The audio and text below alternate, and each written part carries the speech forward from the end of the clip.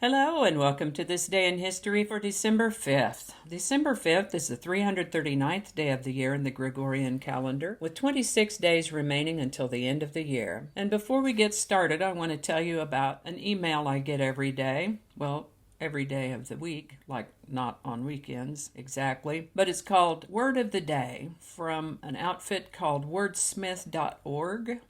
I've put links in the show notes to both wordsmith.org and the Word of Day link, which is actually a link where you can subscribe to the Word of the Day. And today's Word of the Day is worry cow. It means a hobgoblin, a scarecrow, or a person of frightening appearance. And this is derived from Scottish, worry, to harass, and cow, hobgoblin. The earliest documented use of this word is 1711. I debated about putting it in its year slot later on in the history, but I think for now we'll just leave it up here before the show starts, so to speak.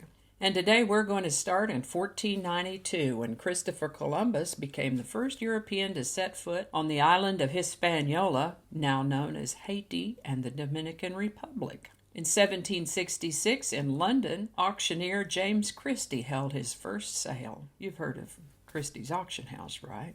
That'd be that Christie right there. 1776, Phi Beta Kappa fraternity was founded in Williamsburg, Virginia. A group of 5 students at the College of William and Mary gathered at Raleigh's Tavern to found a new fraternity, Phi Beta Kappa. In 1782, Martin Van Buren, American lawyer and politician, 8th President of the United States, was born. In 1791, the Austrian composer and musician Wolfgang Amadeus Mozart died. On December 5th of 1839, American General George Armstrong Custer was born.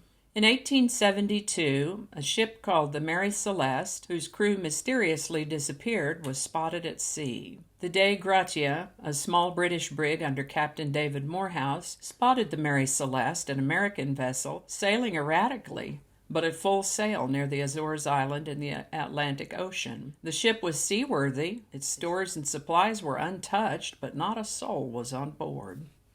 On November 7th, Mary Celeste had sailed from New York Harbor for Genoa, Italy, carrying Captain Benjamin S. Briggs, his wife, and 2-year-old daughter, a crew of 8, and a cargo of some 1,700 barrels of crude alcohol. After the Dei Gratia sighted the vessel on December 4th, Captain Morehouse and his men boarded the ship to find it abandoned. With its sails slightly damaged, several feet of water in the hold, and a lifeboat and navigational instruments missing, however, the ship was in good order, the cargo intact, and reserves of food and water remained on board. The last entry in the captain's log shows that the Mary Celeste had been 9 days and 500 miles away from where the ship was found by the Dei Gratia. Apparently, the Mary Celeste had been drifting toward Genoa on her intended course for 11 days with no one at the wheel to guide her. Captain Briggs, his family, and the crew of the vessel were never found, and the reason for the abandonment of the Mary Celeste has never been determined. In 1879, Clyde Vernon Cessna was born. He's an American pilot and businessman who founded the Cessna Aircraft Corporation. He died in 1954. In 1901, Walt Disney was born.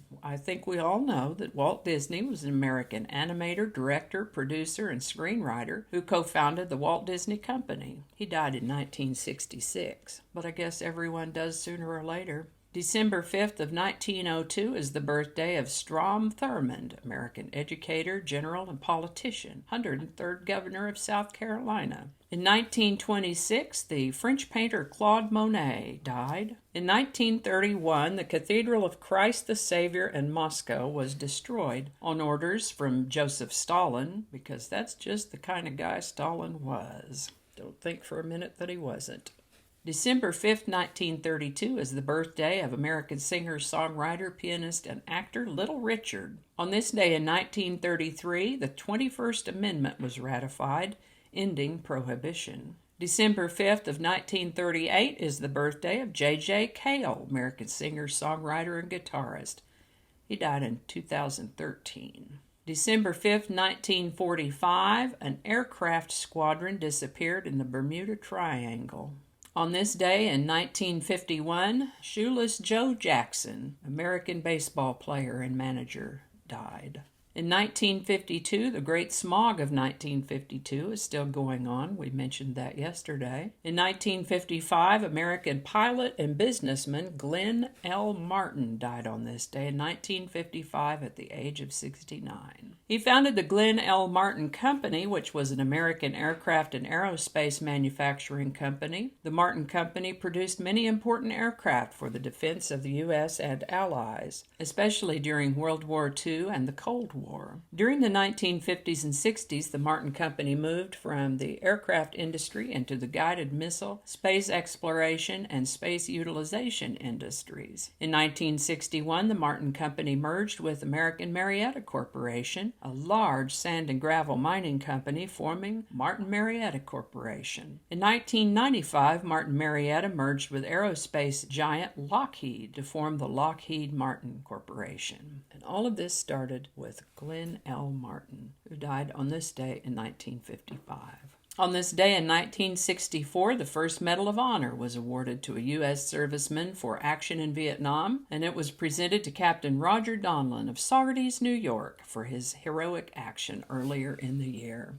In 1978, the USSR and Afghanistan signed a friendship treaty in an effort to prop up an unpopular pro-Soviet regime in Afghanistan. The Soviet Union signed a friendship treaty with the Afghan government, agreeing to provide economic and military assistance. In 1984, Eddie Murphy starred in Beverly Hills Cop. If you haven't seen that, go find it. It's probably on YouTube. It's a pretty funny movie. 2002, TV producer Roone Arledge died. I remember him from The Wide World of Sports on ABC. In 2012, American pianist and composer Dave Brubeck died on this day in 2012 at the age of 91. He's considered one of the foremost exponents of cool jazz. Many of his compositions have become jazz standards, including In Your Own Sweet Way and The Duke. Now, whenever I hear the name Dave Brubeck, I think of the song Take 5. I imagine anyone who's ever heard of Dave Brubeck has a similar thought.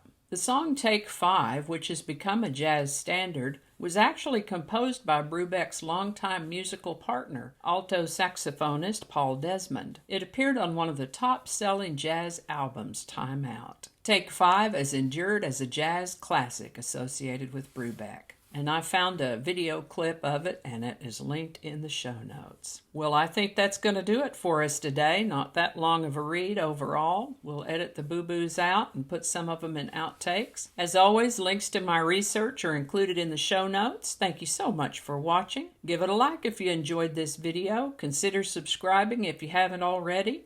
And feel free to share if you found this video interesting or informative. Check out my other channel, 8 Susquehanna. There's a link in the show notes for that. Thanks again, and I'll see you next time. Okie dokie, Smokey. You know, I thought this was going to be an easy read, and it's going to be a long edit instead. Just read the words. Just read the words. That's a lot of words. Sometimes when you read the words, it's not quite enough if you haven't put enough words in there to begin with. Okay, now let's one more time.